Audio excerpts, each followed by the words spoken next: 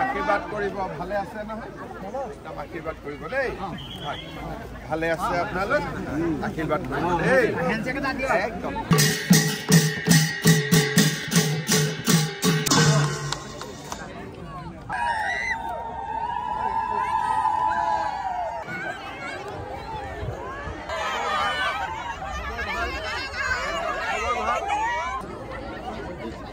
আপোনালোকক কিবা এটা গধূলি দি দিম ভালে আছে আপোনালোক